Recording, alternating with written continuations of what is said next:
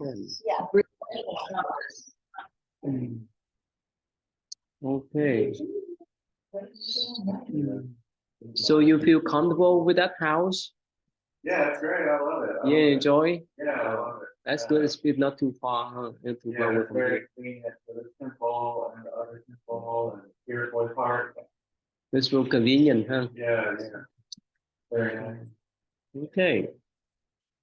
All right. Let's just move on. Last week we have a tea party here. Yeah. You missed the We bar. miss, yeah. He brought the black tea. Yeah.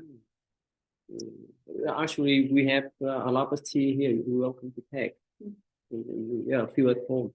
Yeah, I was pretty worn out by Friday evening last week. Yeah. Same. Every single session. Yeah. Oh. Mhm. Yeah, we have meditation the whole week. Last you just came to sit. I was there briefly and that They just left. yeah, oh yeah, like Yeah, because you need to take care of the children, the temple over there. So fly back.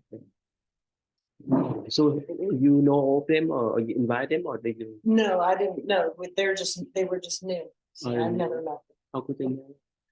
Probably next time you can take their names. They get my names on it. Yeah, nice one.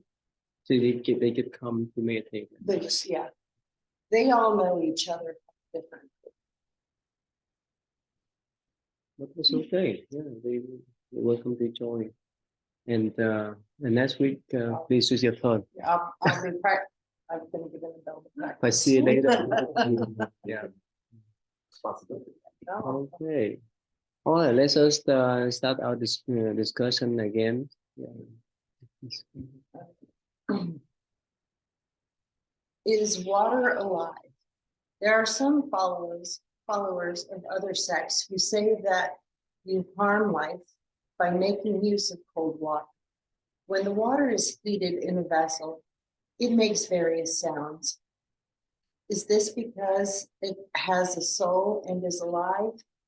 No, great king, it is not alive. Water that is lying in shallow pools gets dried up by the heat of the sun and wind, but it does not make any sound. Drums make a sound, but they do not contain any life or living. Okay. I mean, I don't know what sex. I mean, I don't really know about the context. Who you're not allowed to use cold water. That's a Jainism. Oh, Jainism. Yeah, they're really serious about harming even the virus, bacteria. That's why they wear the mask all the time. Yeah. So. And for the lay people, sometimes they carry the broom with them. Both for the monks and nuns, all of them, they should carry the broom so that they can sweep the floor before they step in. How serious they are. That's why they don't cook or anything. They just receive the offering from lay people by hand for the conservative set. So I think we talk about that. The monks will not wear any clothes. Yeah. That's why they don't allow women to be monk. No.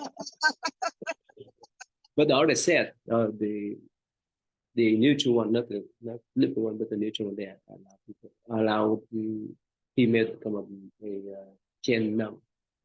Yeah. You want to see the video? How they? Okay, let me show you here. Oh, the second, the other one, the neutral one. Okay. Yeah. Yeah.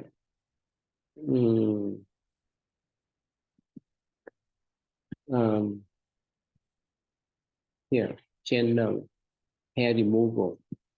You haven't watched it before? Okay, look at this here. Here's a step-by-step process. Just get a lot of pizza. Go with those. मेरे जीवन में महावीर भगवान कहती है कुछ ना कर पाओ जीव पर दया करो. Jains believe in reincarnation, that every soul is reborn over and over in an infinite series of lives. One way to break that cycle and free the soul is by becoming a monk or nun. It is the kind of change few have the courage to undertake. For the first test, Anju is sent back to the small Jain community where she grew up. She hasn't seen her family for 2 years.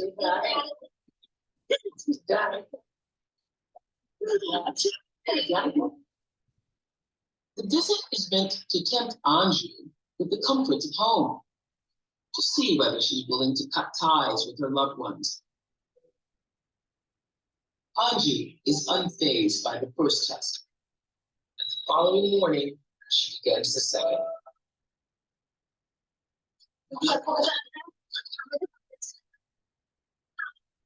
To become a nun, Anju must marry her religion. She's paraded through town.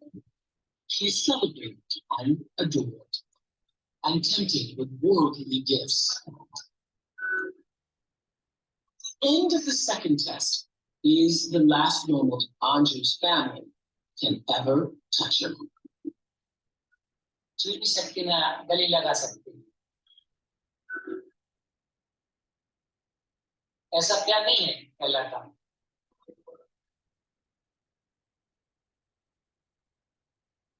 From now on, Anju's family cannot call her by name, and she will treat them as total strangers. Having passed the second test, Anju prepares for the last stage for initiation. After this, there can be no turning back. इस बात देखा जाए तो फिर समाज को छोड़ दिया जाएगा. It's the most important day of the year for this Jain community. 15,000 people have come to witness Anju's final trial. To become a nun, she must prove she is indifferent to pain and vanity by having every hair pulled from her head. Stream they are. See that? That's only one part. Let's do a stream. Yes, they do the stream. That's what about.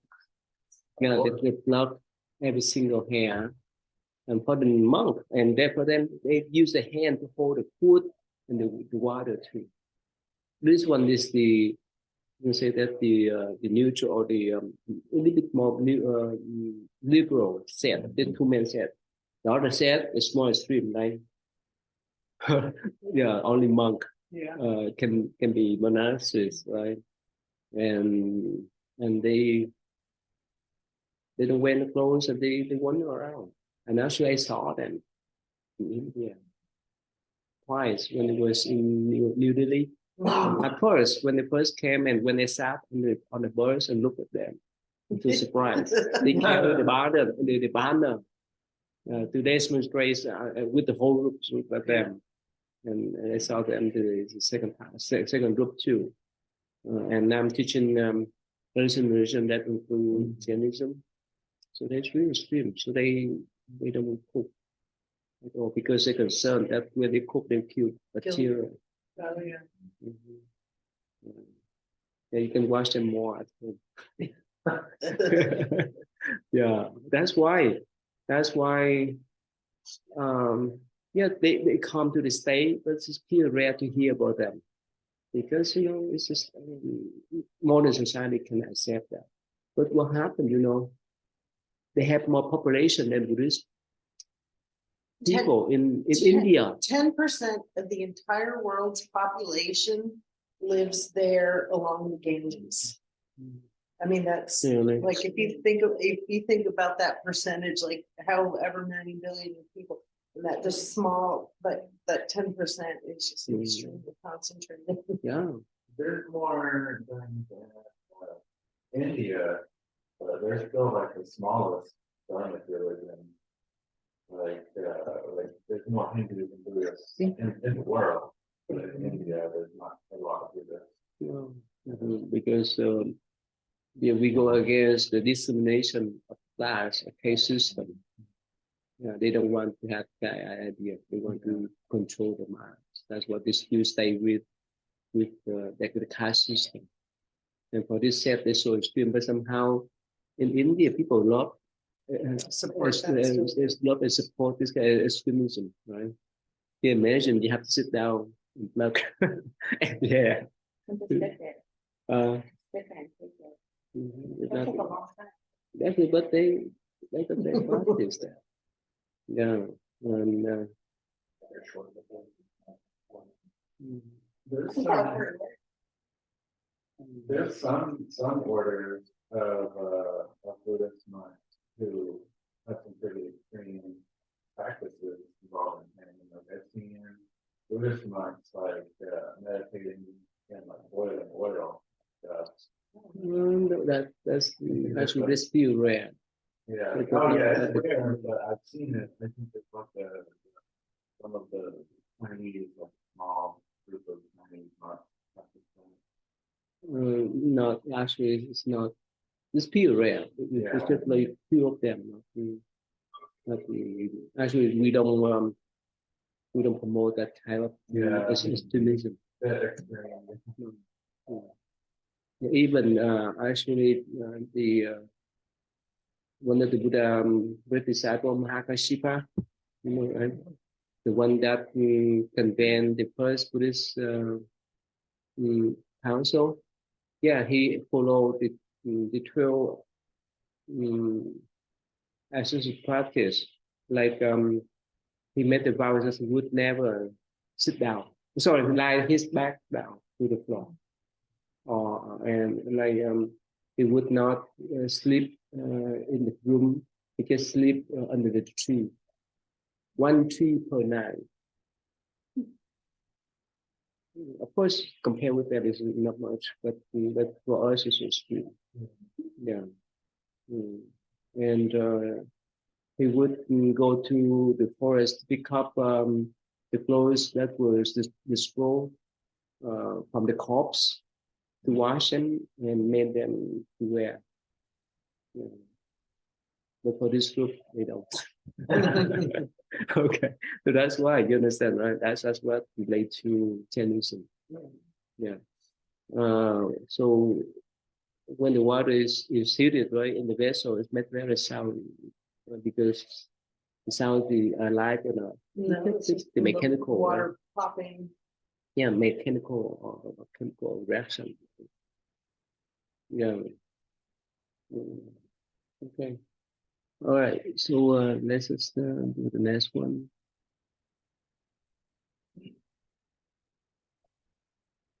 Yeah.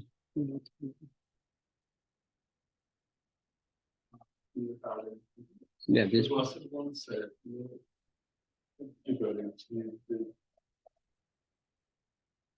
to and delighted in that which is without impediment. What is it that is without impediment? The four fruits of the path in Umbanda are without impediment. But Nagasena, if that is so, why do the monks concern themselves with learning the Buddha's discoveries and with building repairs and offering to the order? because you know the question.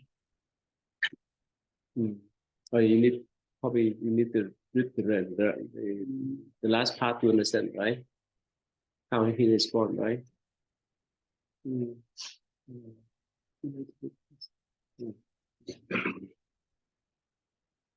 four fruits of the path in the Bana are without impediment.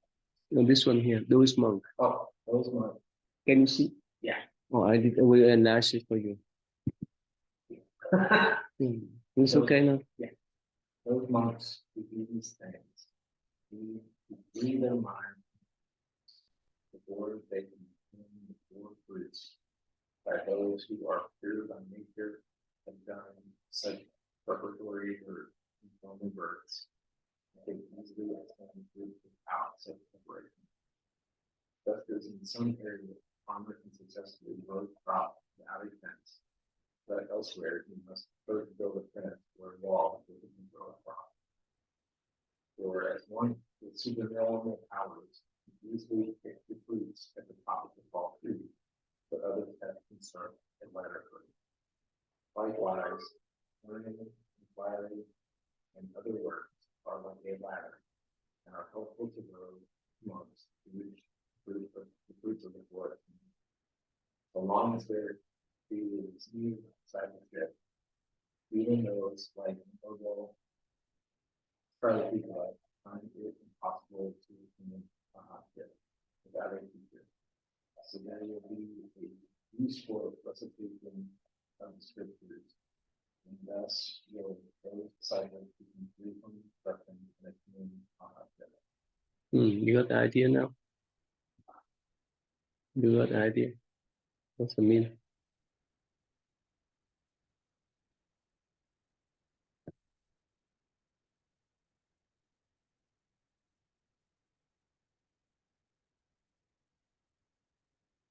It's just talking about how people are at different levels. Like some people naturally are further along. Mhm. You start where you're at. You got Mhm. what's mean? Oh, most of these. I'm not sure exactly what the four fruits. Remember we talked about food, the 4 stages of hardship, remember? Remember this one here? Remember Oh, that's 4 stages of hardship. Oh, That's the okay. feathers, that's feather, that's the mean feathers, that's okay. mean the Okay. impediment, right? Oh, I see. Until they don't have anymore, they transform anymore. They for everything. I wasn't Mhm. aware of that. Mhm. Mm. So basically, whoever attend that 4 food, right, they would not have any kind of obstruction at all. But that's why he mentioned that if that's so, why monks concern themselves with learning Buddha teaching Mhm. or building the temple, repair a temple, or make offerings, or do some type of wholesome deed, Mhm. a good deed. Why?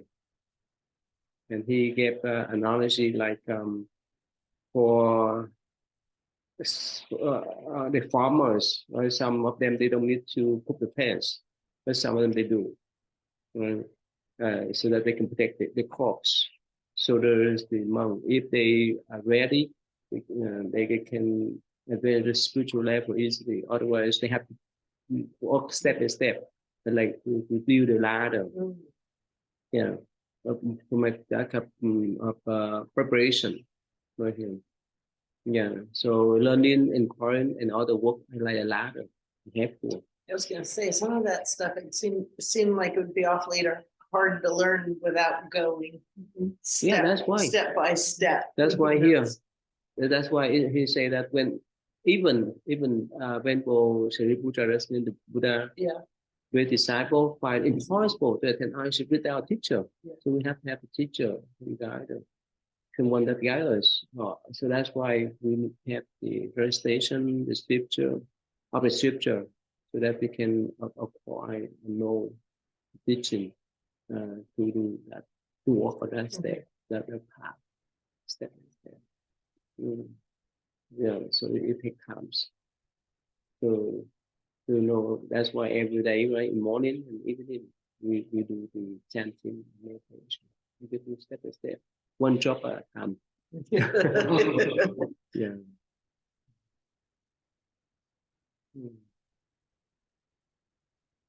And even in the past, especially at the Zen monastery, people did meditation every day, throughout the years. But for us, somehow we have that type of daily chanting and meditation, and we reserve 1 or 2 weeks per year. We have that kind of intense meditation to improve or to enhance our spiritual times. They are. You say that if a layman became archbishop, he must either enter the order that very day or die in eternal life. Yet if he is unable to find a robe and gold and preceptor, then that exalted position of archbishop is a waste, for destruction of life is involved in it. The fault does not lie with the archbishop, but with the state of a layman, because it is too weak to support archbishop. Just as they say, although food protects the life of humans, it will take away the life of the one who is digesting food. So too, if a layman is saying archbishop, we must, because of the weakness of that condition, enter the order that very day or die. So the archbishop is people alone. The lay people, Yeah. according to the router tradition, sorry, the lay people can attend to the first three level. Yeah, but if they want to attend archbishop, they have to become Buddhist monk and nun. That's the last stage. So in this There's story, just too many decisions you have to make as a lay person. If you were that highly attained, it just it should naturally happen. you would have to just it's Mm. too many worldly things that you have to attend to if you're a lay person. Like renouncing the sensible desires, not just intimate stuff, but also just like ignoring food too much and stuff. All kind of accomplishment. Yeah. To be free. But actually, just yesterday is when a student from the Southern Baptist Seminary, he came here. Actually, I got a lot of phone call email from them too. They came here probably years. So he said that for the Buddhist monk, somehow we try to have tendency to run away from the society. So go back to what you say. Is that the case? What do you think?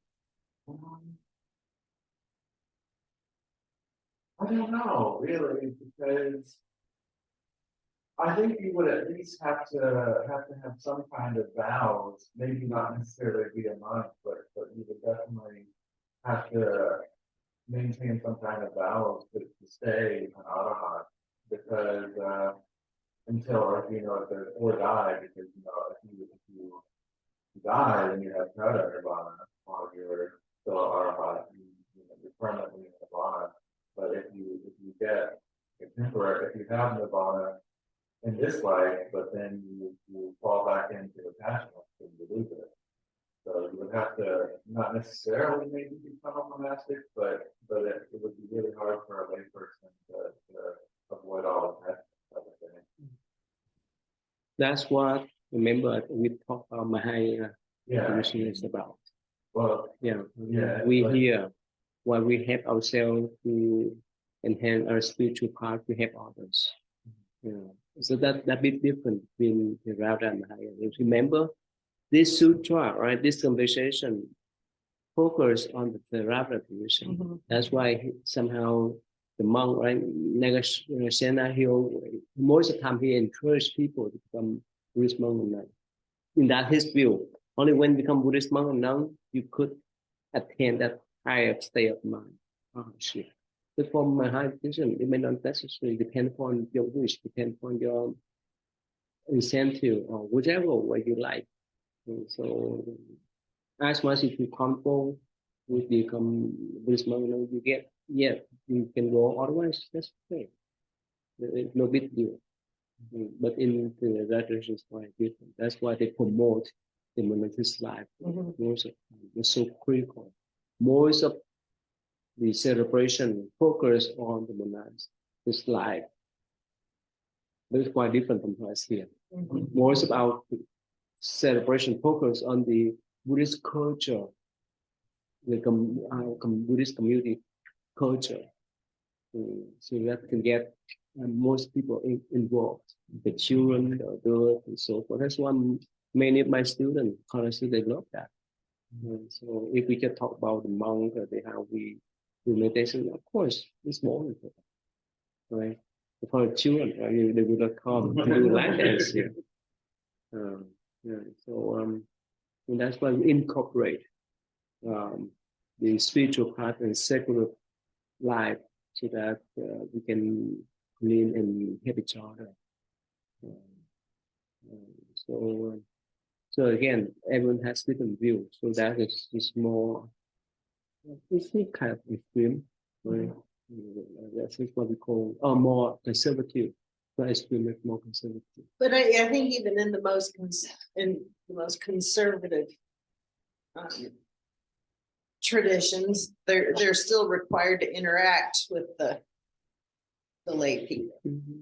Yeah. They go out to bed. They don't. That's the way they can interact. Yeah, but they still have to. It's not like they really go hide because they still have to have lay people to support their life. But in this country, it's not easy. I told you, right? Yeah. Unless they go to Thai temple, Thai restaurant, Vietnamese restaurant in town. Otherwise, no way they can get the food out there. No way. Yeah. So again, for me, it's just I like to be more proactive, to engage in the communities where I have my own practice of spirituality. Right, so this is more in the community, more with the community work, more with the community spirit, and we focus on more other people than ourselves, and eventually we let go of attachment to the ego. Yeah, so okay.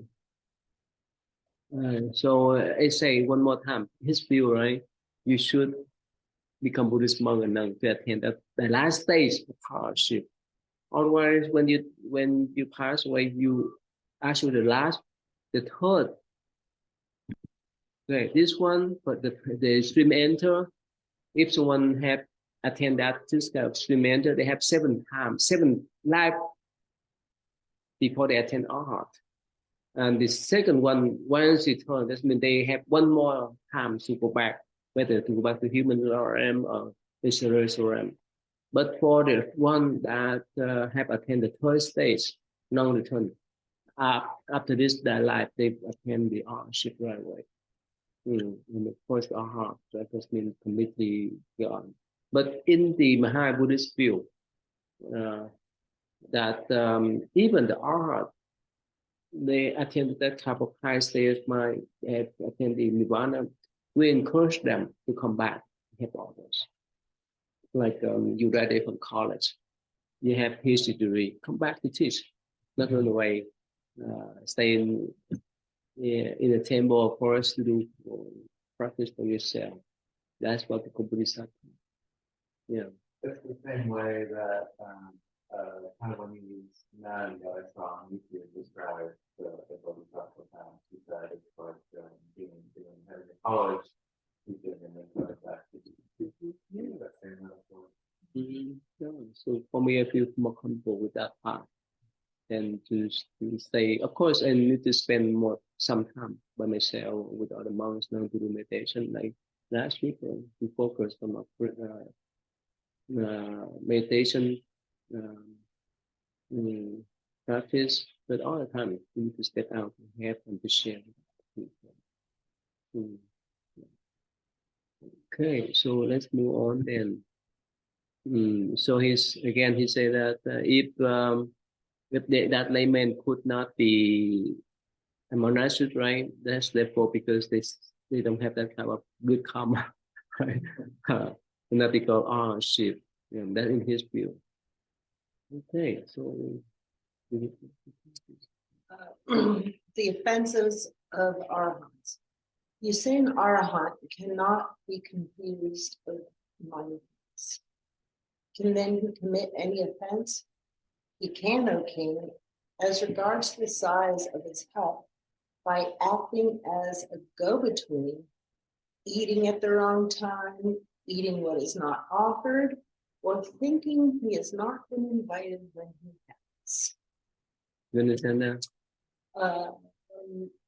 Well, yeah, well, because so anytime when a monk gets up, they're supposed to be always very mindful about that they have the robes on.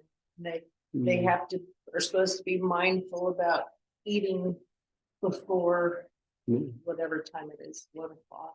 They're only allowed to eat like one for up to a certain time of the day.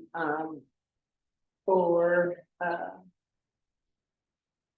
and not, I guess not showing up when he's been invited, like bad manners maybe. What does it mean by acting as a go-between?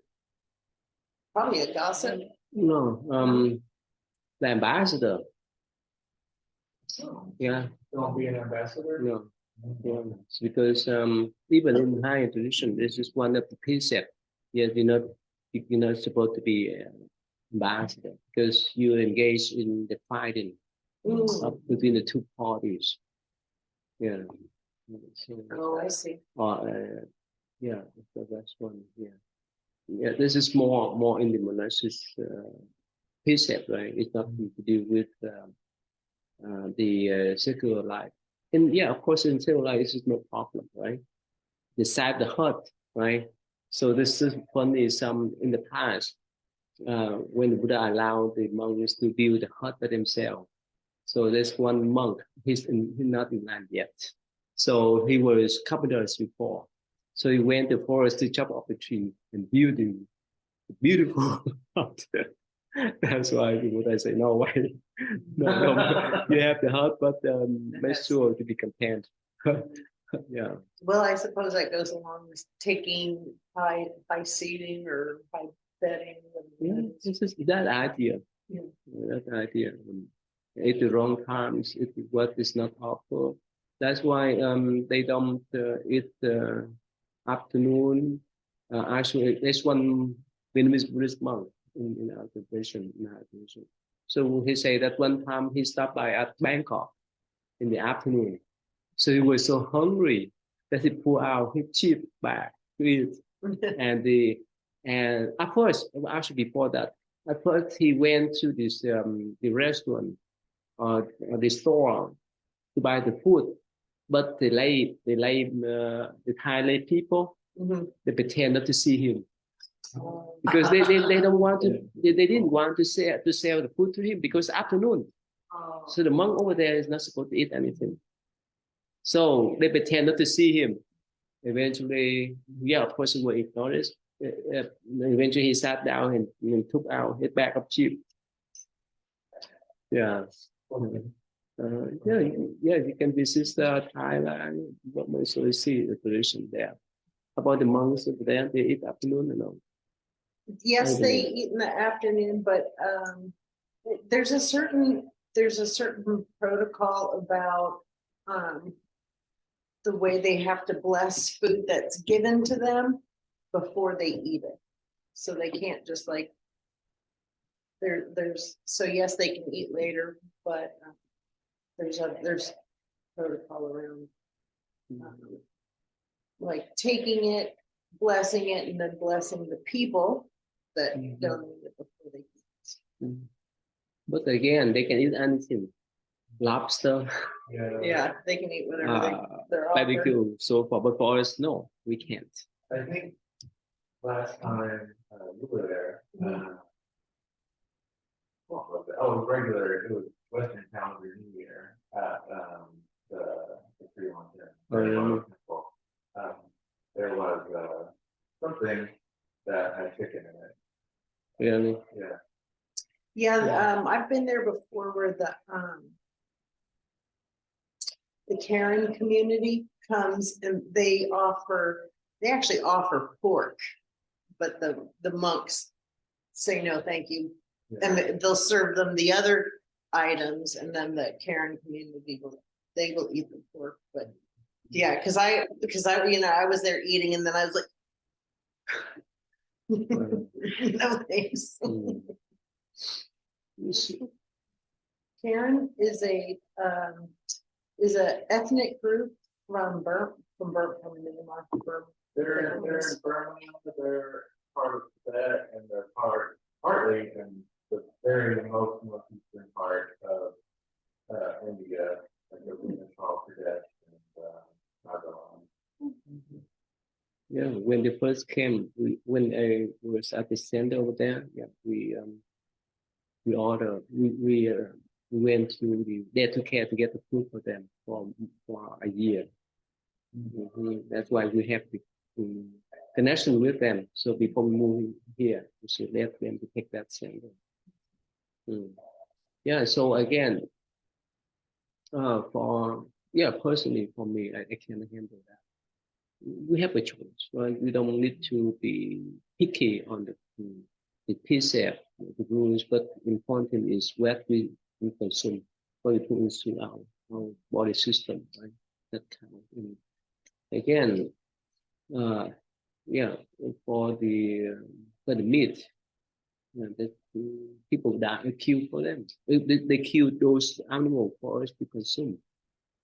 So that's why in my condition, no, we can't. So okay, so one more times, I think he was not be invited. So that's what how strict they are in the Thera traditions. This. You say those who fall into an offense do so either from ignorance or disrespect. If an arhat can fall into an offense and there is no disrespect in an arhat, then is there confusion of mindfulness? You can read. No, there is no confusion of mindfulness in an arhat. There are two kinds of offense. There are those things that are blameworthy in the eyes of the world, such as killing, stealing, etc. And there are those things that are only blameworthy for a monk, such as eating at the wrong time, damaging trees and plants, or playing in the water, and many other things of a similar kind. These things are not wrong in the eyes of the world, but they are wrong for a monk. And arhat is capable of transgressing the former type of precept, but may break the other kind, because he doesn't know everything. He may not know the time of day or the name and plan of some woman, but every arhat knows about freedom from suffering. You understand that? Yeah, this idea of everything about the world or the culture, place your hand, the cultures of that place, but you understand that compassion, mindfulness, suffering are some of the universal on this plane. Yes, so for holy monk, they would not commit any offense. Killing is the whole way in their mind, right? But they may have some minor offense, right? Of course, like they may not eat at the right times. That's what belongs to the precept there. And they may not know the times. They just mean they don't know much about the culture, right? The name and the clan of some women and so forth. So it's yeah.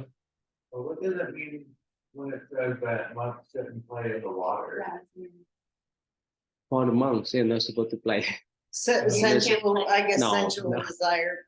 Because the wall probably in a culture where it's hot or whatever, to go play in the river is. You can still swim for exercise, right? The way they walk in line to beg food, that's how exercise. So we're not supposed to play in the water, because when we play, that's when we can control our mind. We're not mindful. That's what we're doing there. That's why some actually like Aaron, his parents really like to become an office, but I say, well, wait, because still young.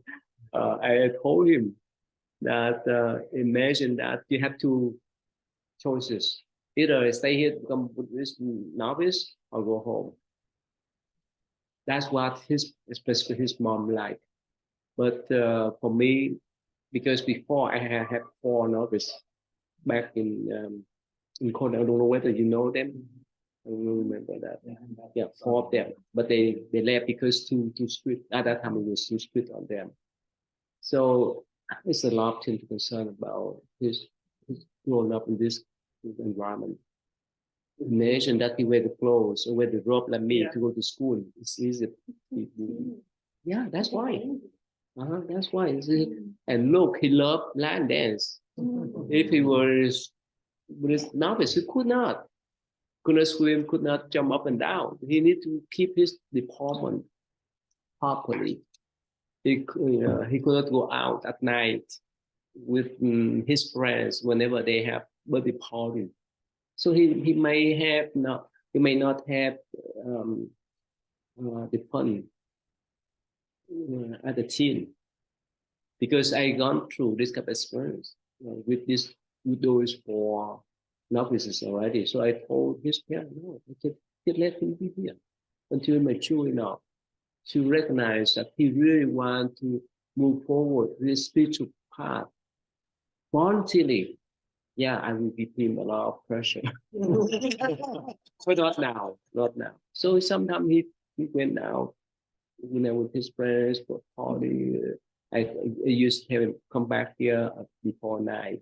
But sometimes he drag on 11. But it's once in a while, but not every day. He's still such an exceptional kid. Yeah. But at least he stay here at the temple. It's feel rare for him to consume meat, and most people or all people love him.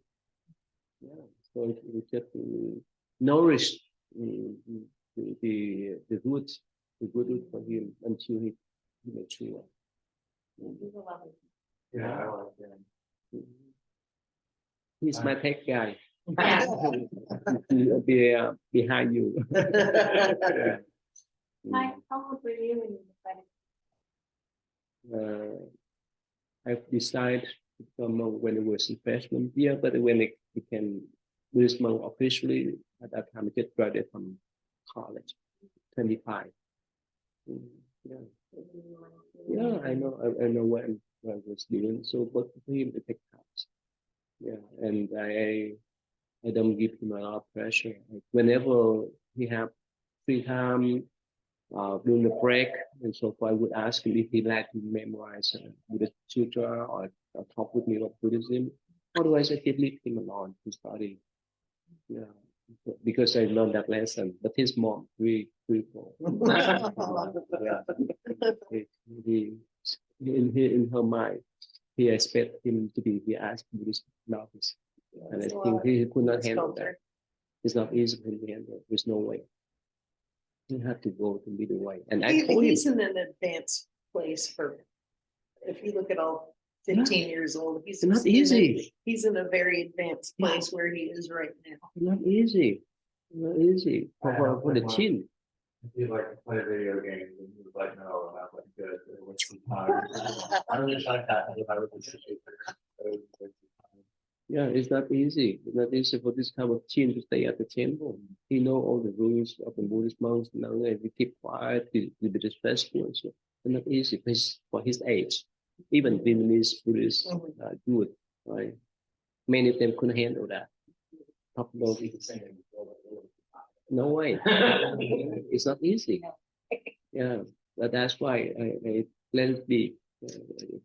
Be gentle on him, so that eventually he will decide for himself when he's 18 and when he mature. Yeah, I don't want to take a shortcut. It would be harmful for him in the future. He may have some kind of resentment too if he didn't want to, right?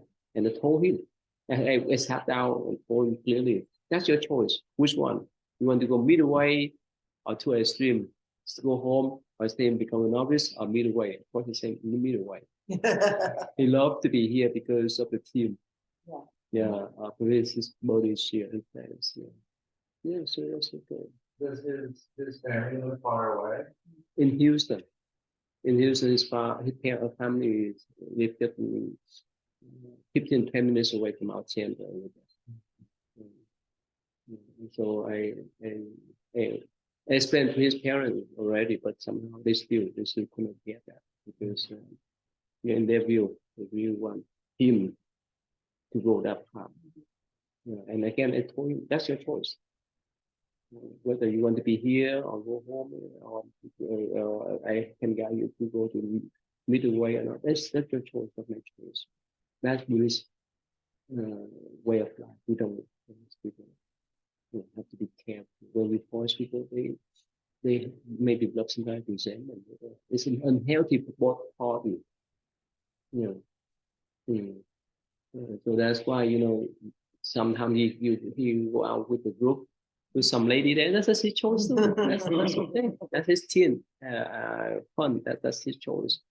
It's natural. It's natural way of life. One of the new Sri Lankan monks was telling me. So of course, there it's very much a social system, socialness. And he said, out of the I want to say it was like 300 boys or whatever that were novices with him. They're down. There's 5 of them now, and so I think he's in his late 30s. In Sri Lanka. Yeah. In Sri Lanka, not taken from the West, right? Yeah, not even in the West, but in Sri Lanka. But even there, it's still it's a difficult age. It's with a the difficult cell phone, with the computer, internet, TikTok, and so forth. Yeah. This is all kind of information, social media information bombard their mind. And they're culturally primed their whole lives like that, but they get in for so long. It's not easy.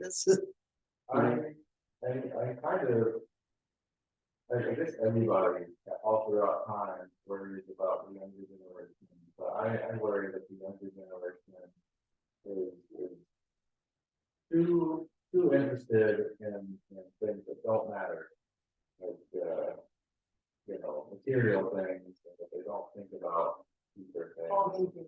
Like when all the Black Lives Matter stuff went out, and it was teenagers, these kids that were like at the forefront of everything. Like, they don't know how to put all their feelings and anger into like positive channels or things. That's what I mean. I have faith that their hearts are in the right place because I don't want to be rude to other people, but I feel like they follow their own rules and they have their own rules. That's That's just how growing up is. Yeah, people always assume the younger generation doesn't have their eye on, but you think now, like the levels of mindfulness and compassion that kids are getting at a really young age, and newer ways to express themselves in different modalities to help them throughout. So, I mean, I think it depends on which section of kids you're looking at, but I think overall, these newer kids do have access to a lot of ideas, and of course, like processing trauma and stuff like that. Certainly my generation didn't have access to. Yeah, I was gonna say, I think for me, what you're kind of describing with our we kind of like all these bad things happen. Like, nothing we can do about it. Now the kids are like, where were you at? They're engaged by like the world issues. Yeah.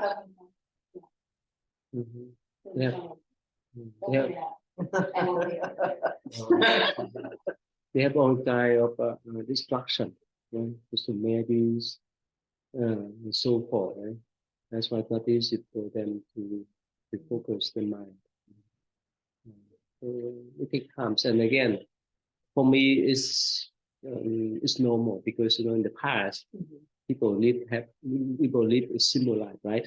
They didn't have this type of computer and so forth. So every generation has different ways of life. So it's normal. It's normal. So we should accept that. And I hate to always bring it up, but we're looking at technological singularity within the next 20 years. So what we recognize as life right now is going to look extremely, extremely different when the biological, technological interface becomes almost inseparable. Well, and River will graduate high school in 2036, and we're like, what is the world gonna be when she gets out of high school? If it's gonna be This is what they're gonna do now. so vastly different. And I mean, like, and that we all of a sudden had this like rapid advancement with AI, and that's only just gonna like really start snowballing. I've thought about it, and I wonder if me choosing not to have a computer implanted in my brain will make me like the equivalent of Amish. Yeah, they have now, right? They implant some chip right under the skin, right? Yeah, they want to put them in the brain. Yeah, so, I'm like, oh, yeah, in the I future, like then that. that way you can just, rather than have that interface here, have the interface in your head, just be like. I already feel like my phone spies on me. I don't. Oh, it think definitely- my- For sure it does. Start talking about something really super bizarre, like selling jets on the black market. Do say it around her phone a few times and then start watching what your algorithm starts spitting out. Oh, I know. Sometimes I'll talk about things that I don't like, and my phone will start giving me ads for it, and I'm like, I was only talking about that because I don't like it. Now I'm getting ads for it. Mhm.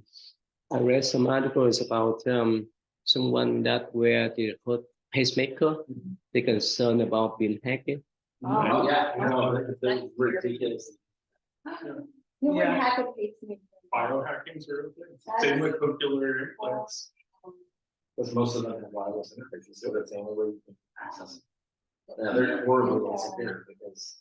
Yeah, same with the implants. They have the implants for people that have severe migraine. Yeah, Too. epilepsy, cochlear. Yep. Too. I All of don't them are just so. I couldn't imagine somebody wanting to hack like a pacemaker of like a regular grandma, but like somebody, you know, like former Vice President Cheney. He had- Or Trump or something like that. Somebody- That would be something that somebody might do. And I heard like the next level of like hijacking or terrorism or whatever is with all the automated cars and stuff like that, that those will get hacked and then people can pretty much kidnap you in your own car when you go driving because That's a thought I hadn't thought about. Although I have heard one reason I won't buy a self-driving car and I'm forced to is because I heard that Tesla at one point, some people had been behind on their payments. And so their car drove itself away. Yeah. So I think everything has two sides of the coin. It's good and bad, right?